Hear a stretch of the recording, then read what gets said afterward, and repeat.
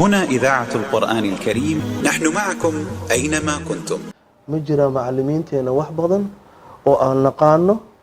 أو أن حفظ سنهي أو أن نفهم سنين. معلمين دورا وحاويدي سيمينار نوعا وكلاء توبر نوعا وكلاء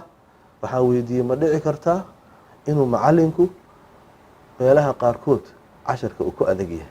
oo uu faham saneen ardayga wax u dhigtay xisaaba u dhigtay waxa u dhigtay jajab qumane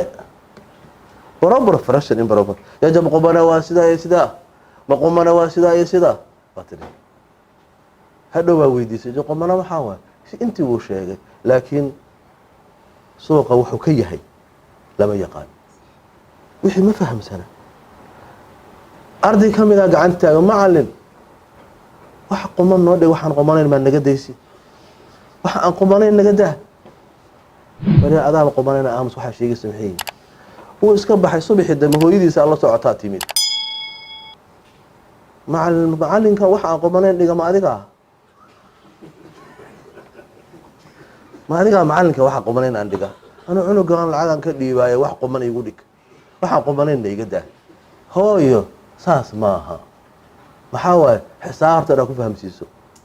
oo tiraahdo wajajab weeyo waxay leedahay sareeye iyo hooseeye haddii sareeyuhu uu yar yahay hooseeyuhu uu weyn yahay ma dhow sareeye miyaa yar ma ilaahay baa sareeye ahe sareeyuhu uu yar yahay hooseeyuhu ma dhow waxa waaba ka dartee ma qumanahay baa la qaatee hooyadaasay u fahamsiin karnaa insaantiisa wuxuu leeyahay haddii aad casharka fahamsan tahay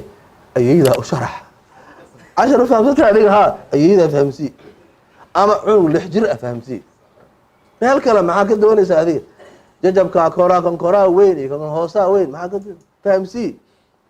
hooyada waxaa dhigi kartaa hooyo qara 3 loo dhigay 2 qaybood ma leeyahay haa waa gartay